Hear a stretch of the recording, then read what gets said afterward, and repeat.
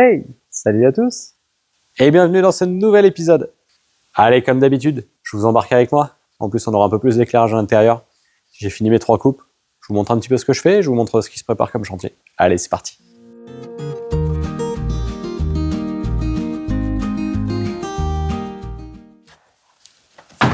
Allez, on prend le matos qu'il nous faut et je te montre.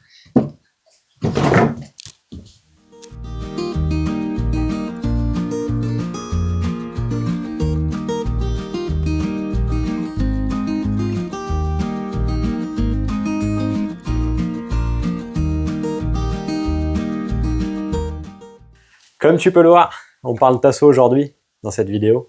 Du coup, ça y est, on attaque vraiment le vif du sujet pour la suite de la structure bois. On attaque donc la partie lattage contre lattage. Comme je t'ai dit, c'est une partie qu'on ne devait pas forcément faire, elle n'est pas forcément obligatoire, enfin après chacun fait comme il veut.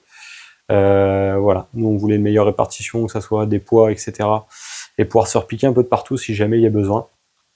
Donc pour nous, le lattage contre lattage va amener quand même une certaine solidité et rigidité à la structure, tout en étant flex aussi, hein, bien sûr. Comme je dis bien souvent, un quart ça bouge, hein, donc pas oublier de garder quand même un peu de flexibilité dans tout ça.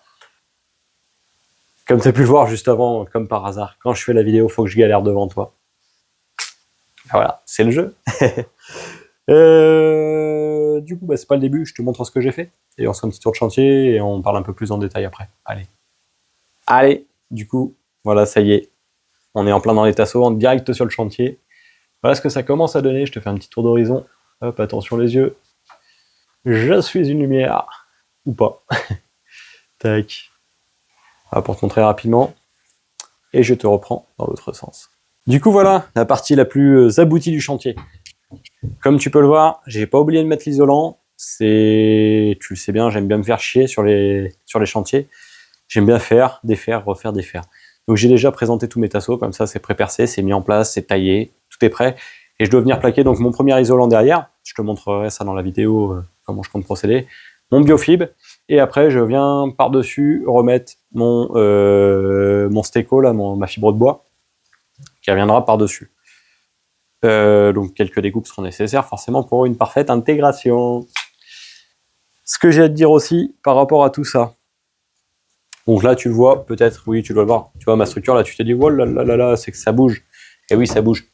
Puisque, comme je t'ai dit, c'est un essai. Ce que je compte faire derrière, pour moi, sur cette structure-là, donc ici, je vais venir caler, je sais pas si tu vois bien, je vais venir caler ici. Je vais venir caler, donc pareil, un peu de partout. Ça, je vais pas te faire un dessin, mais en gros, je vais venir caler comme ça. Hop. Et tu avais déjà la rigidité qu'on obtient. Je viens comme ça, je vais pouvoir percer et me reprendre sur la structure du quart. Pareil, on ramène rigidité et on va suivre l'ensemble des mouvements du quart. Ça, c'est pas mal. Ici, pareil, je vais me reprendre sur la structure du quart directement. À ce niveau-là, derrière, je vais venir caler. Donc, pareil, ce sera du collé ici parce qu'on est, donc, je rappelle, on est sur les panneaux qui ont remplacé les vitres. Donc, du coup, je compte pas visser dedans. J'ai pas envie. Franchement, j'ai pas envie de jouer. Donc, on va coller, pareil, à la colle structurelle. Hein. Là-haut, ça a été fait. D'ailleurs, je te l'ai pas dit depuis, mais ça a été fait. C'est collé, vissé.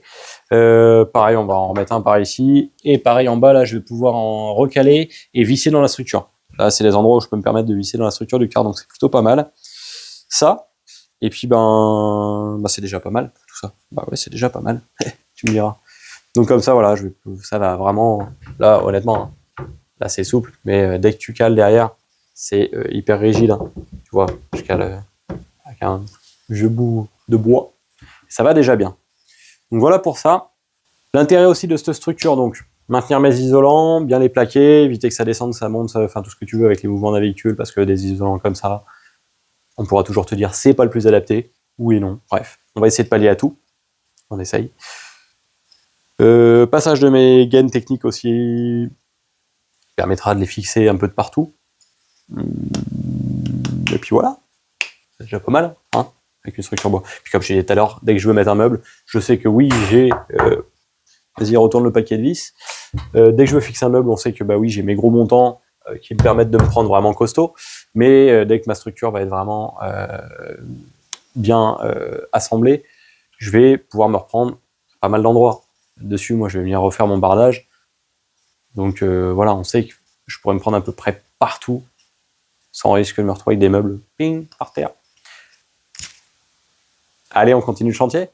T'as vu, en attendant, du coup, je suis plutôt content, parce que je t'ai quand même pas dit, mais ça a bien avancé, ce petit truc. C'est en train de prendre une bonne tournure, donc c'est pas mal. Je te fais un petit topo du haut, tiens. Allez, c'est parti. Allez, pour le petit topo du haut, du coup. Donc, comme je disais, là, ça y est, c'est fixé, vissé, collé, tout ce que tu veux. J'ai essayé de dévisser, de tirer dessus, enfin, voilà, la colle structurelle sur le liège, ça bouge pas. Ah, tu vas me dire, il y a quasiment, il y a un peu plus d'1,50 m entre chaque de surface d'appui, donc forcément, voilà. Du coup, j'ai fait mes tasseaux souples, pour mettre au plafond.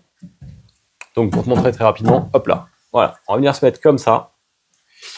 Ils sont pas encore recoupés, hein, ça, je me suis laissé un petit peu de marge, je verrai comment je les coupe, à quelle distance je les coupe. Et ce qui va se passer, donc pareil, mon tasseau va venir maintenir mes 2 isolants ici, contrairement au côté, je fais pas un lattage contre lattage, j'ai pas d'intérêt là-haut à le faire. Le premier isolant sera tenu, comme je te l'ai déjà dit, et je te le montrerai quand je le ferai, par des petites ficelles. Et en relais, donc pour les 2 isolants, j'aurai justement ça, mon lattage simple. Je vais également refaire des tasseaux côté extérieur. Alors, je me tâte encore, c'est pour ça que j'attends d'avancer un petit peu le chantier. Soit je vais me faire juste des cales aux extrémités, soit je refais des tasseaux complets sur la longueur.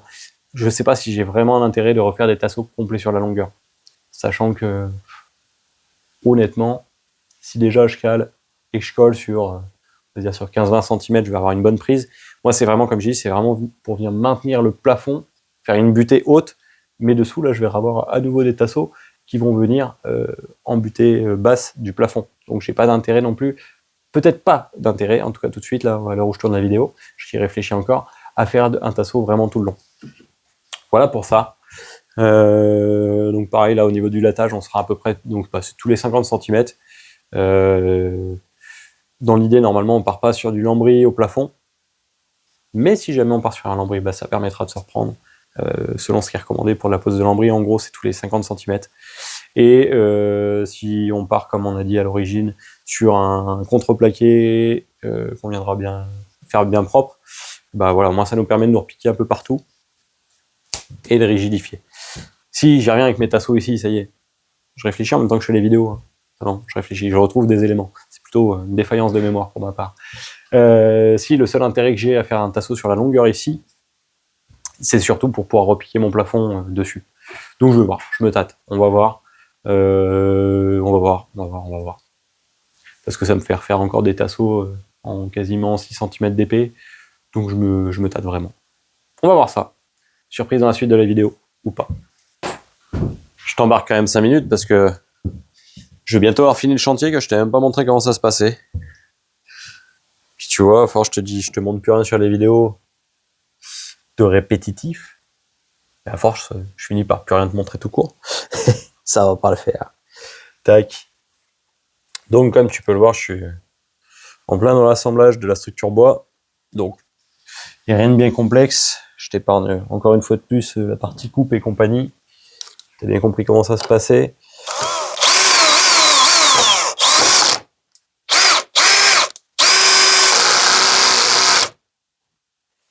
T'as bien compris comment ça se passait. Donc du coup, même principe que sur les structures portantes, on va dire.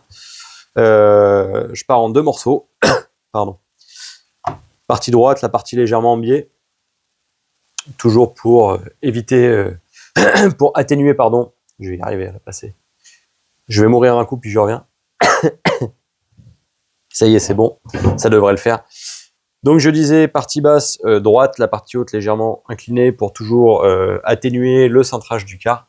Donc tu vois bien, je vais pas laisser mon lattage devant les baies, ça sera rectifié. Je me mets là pour le moment, après je vais venir refaire mes cales à mettre où il faut. Et comme ça, je prendrai relais autour des baies, quoi, tout simplement.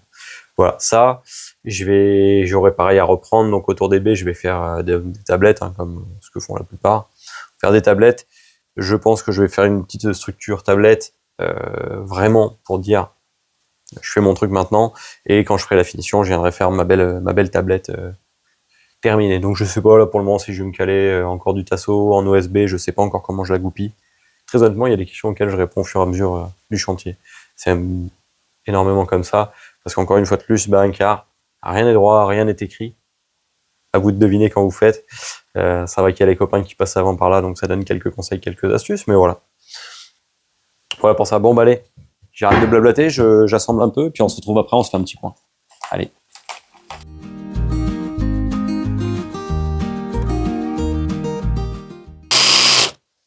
D'être au mille près sur le l'attache, ça va me permettre aussi de refaire un plan du quart que je mettrai dans le cahier.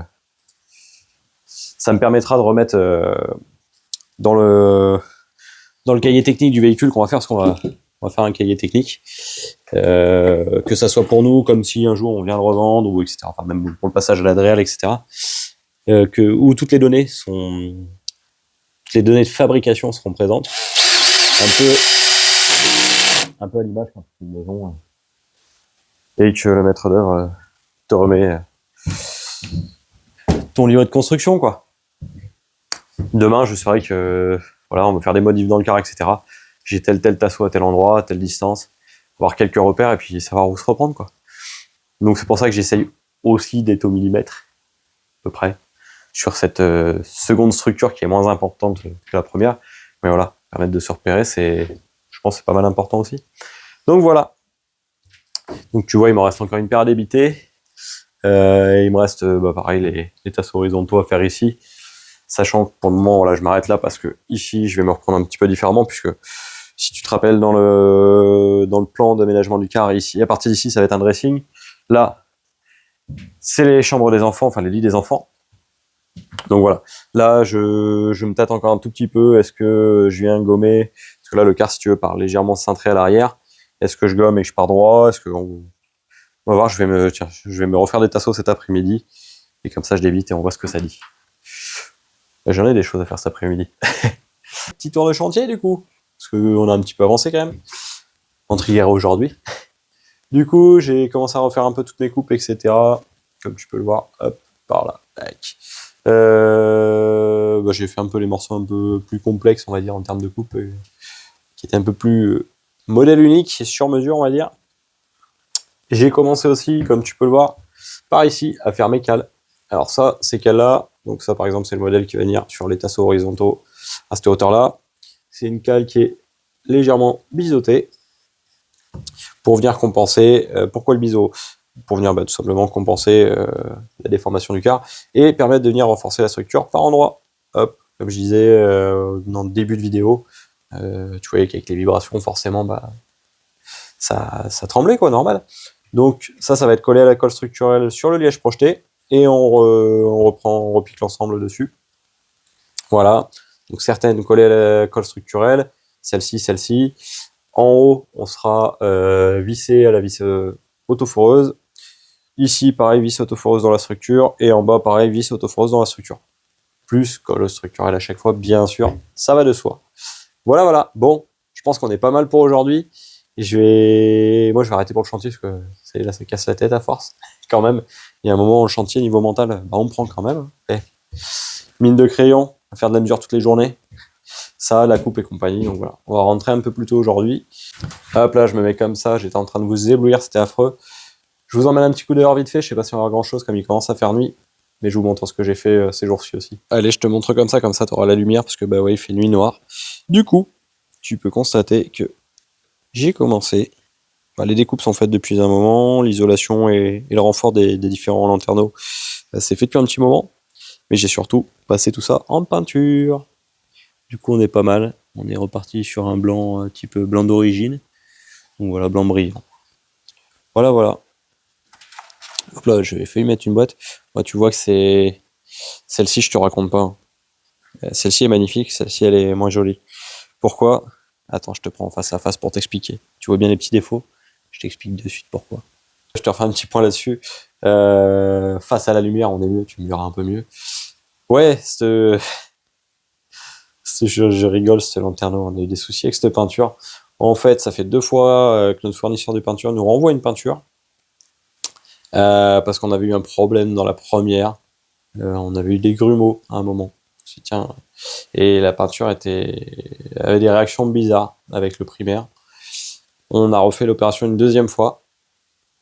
Même histoire.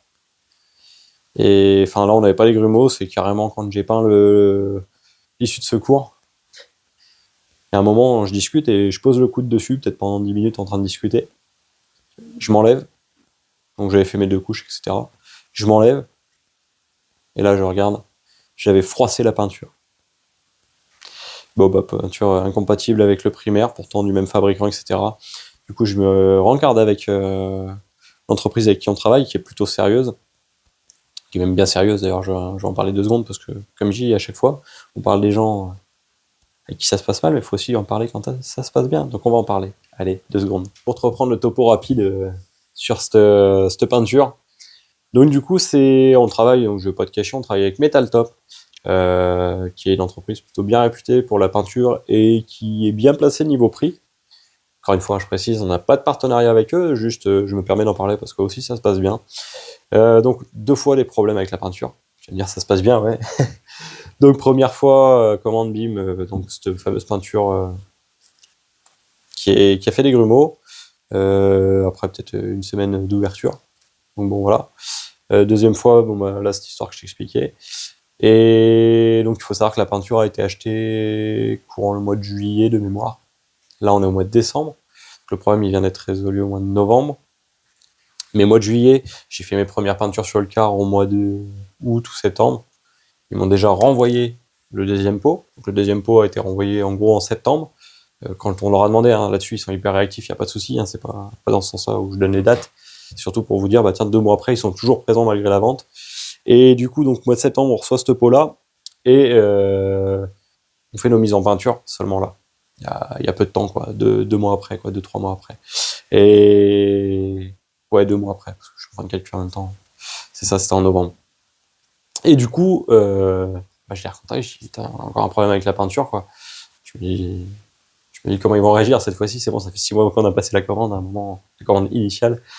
Et donc, du coup, bah, en fait, ils étaient encore une fois de plus vraiment désolés. Un problème indépendant de leur volonté, c'est leur fournisseur qui a changé un des pigments et qui avait certifié que un des produits, alors j'ai plus en tête, un des produits qui composait cette peinture-là, parce qu'on avait une peinture assez complexe, était bien le même, c'était juste un changement de référence. Ça, c'est leur fournisseur à eux qui leur a dit ça, et finalement, il s'avérait que c'était pas la même référence. Enfin, c'était pas la même référence, et surtout pas le même produit, malgré ce qu'on leur avait dit. Voilà, donc ils avaient fait des envois comme ça. Donc, du coup, voilà, on en a fait les frais, on a fait les peintures pour rien, il a fallu redécaper, etc. Et c'est pour ça que tu vois un des lanterneaux qui était pas blanc sous couche, puisque on a redécapé. Donc voilà, il fait des petites auréoles, on est qu'à la première couche de peinture, donc la deuxième, ça se verra plus ces petits défauts, ça sera corrigé. Voilà. En attendant, voilà, le rendu de cette peinture-là donne bien. Donc voilà, le fournisseur, pour vous dire, donc, nous a tout renvoyé gratuitement. À chaque fois, c'est traité ultra rapidement quand il y a le problème, etc. Dès qu'on se décide, qu'on trouve un commun accord, le lendemain, c'est expédié, enfin, ou même le jour même quand ils peuvent, c'est expédié direct et c'est livré le lendemain. C'est très honnête. Pour des pots qui font 25 kg de peinture, ils sont top. Honnêtement, et le savent, est vraiment présent, donc ça, je tenais à en parler. À chaque fois que j'ai eu quelqu'un, ça a été très rapide, enfin, voilà, c'est royal. Et on remet pas en doute la parole de l'acheteur. Ils voient bien qu'il y a un problème, on leur fait constater avec des photos, et c'est plié. Et ça, j'adore quand ça se passe comme ça. J'adore bosser à distance. Je prends un petit temps pour vous parler, mais j'adore bosser à distance. J'adore aussi bosser avec des fournisseurs locaux, mais quand on trouve des bons produits avec une bonne réputation et tout, ça ne me dérange pas de mettre un peu de distance. Mais voilà, il faut que derrière, ces entreprises soient réactives. Il faut qu'il y ait un staff qui soit réactif. Si c'est juste pour dire je vends à distance pour élargir mon cercle de clients, c'est bien, mais derrière, si tu n'assures pas, c'est dommage quand il y a un problème. Enfin, ouais, c'est sûr, hein, côté business, ça prend bien. Bref, je suis pas là pour faire une morale, juste pour dire, voilà, une entreprise, en tout cas, si vous avez besoin de peinture, n'hésitez pas à passer par eux. Ils sont réactifs, vous avez un souci, ils seront réactifs aussi. Voilà. La messe est dite, j'en ai pas plus à dire. Sur ces belles paroles, allez, fin de la journée pour moi, on se retrouve rapidement dans la vidéo. Je fais ma petite réapparition 2 secondes pour te montrer un peu, du coup, ça y est, ça avance. Ça y est, enfin. Non, qu'est-ce que je voulais dire? Donc, comme tu peux le voir, je suis en train de monter l'isolant. Donc, la deuxième couche d'isolant. Deuxième, première le liège. Deuxième, donc on est sur le biofib. Coton, lin et chanvre. pour rappel, pour ceux qui n'ont pas vu les précédentes vidéos. Donc on est en train de monter. Donc ce qui est pas mal avec le système de cadre que j'ai fait, de l'attache contre l'attache, c'est que j'enlève mon cadre. Hop, je pose mon isolant. Je te montre en même temps en direct. Hop là. Et je remets mon cadre derrière. Une fois que mon isolant est mis. Ce qui se passe en bas. Après, ce que je viens faire en plus, c'est donc pré-percer et visser dans mes différentes cales. Les cales, comme je te disais, donc elles sont collées à la colle structurelle. Je peux y aller, ça va pas bouger. Comme tu peux le voir. Voilà. Je fais bouger le panneau, mais je fais pas bouger les cales. Donc, tant mieux, ça c'est déjà un bon point validé. Hein. Ça faisait partie des essais, donc on est bon.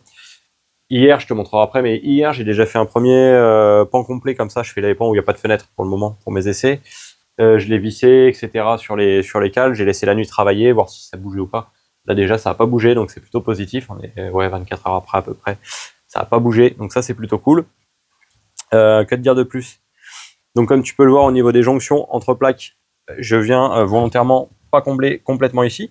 On est légèrement serré, hein, ça cale les panneaux. Et ici, je viendrai rebourrer encore de mes chutes, justement, sur toutes les longueurs. Un peu partout, je viendrai bourrer, justement, pour fignoler un peu tout ça. Voilà. Il me faut, en gros, une plaque, deux plaques. Une troisième passe, je fais des découpes là. Plus, en gros, il me faut 3 plaques et demie entre chaque montant de biofib pour réussir à faire ça.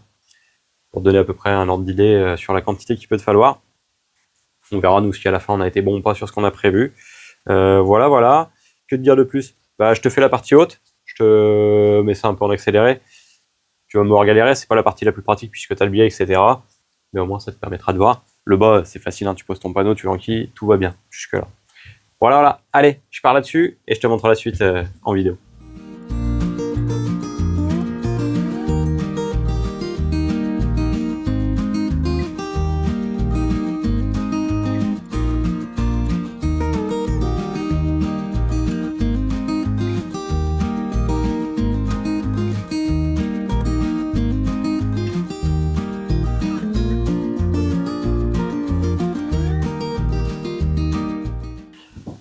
Voilà du coup ce que ça donne en accéléré.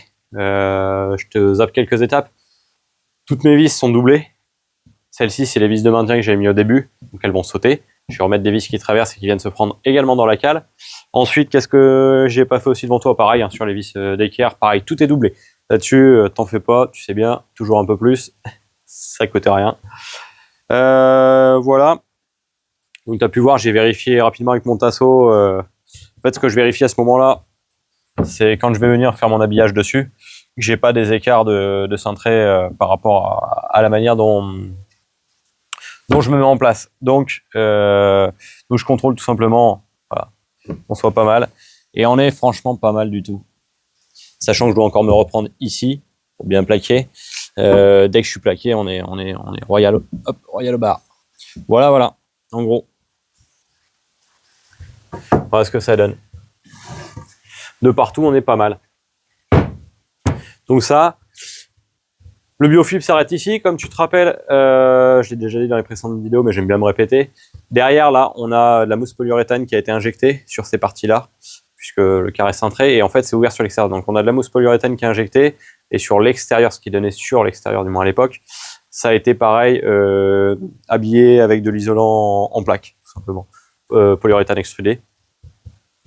Donc on a déjà 4 cm de polyuréthane extrudé, plus la mousse qui est injectée. Et nous, on reviendra au mieux recouvrir avec notre 3e isolant sur cette partie-là, plus tu comptes le liège projeté, ce qui nous fait donc une belle épaisseur malgré tout. Et puis on a surtout le principal, le rupteur de pont thermique avec le liège projeté.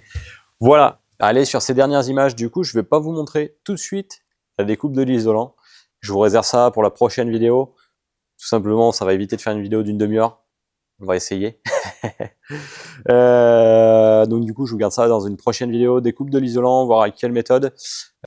Pour les prochaines vidéos, je vous garde une petite surprise aussi, une petite rubrique un peu spéciale. Je vais essayer d'intégrer dans les vidéos, voir si le format vous plaît ou pas. On verra bien ça. Et puis voilà. Bon, cette fois-ci, c'est sûr, c'est la dernière de l'année. Donc, il ne reste plus qu'à vous souhaiter de bonnes fêtes de fin d'année, joyeux Noël, bonne année, bonne santé, beaucoup de bonnes choses. Et puis, on se retrouve très rapidement. Profitez bien en famille, profitez avec vos amis. Des bisous et à bientôt. Allez, ciao!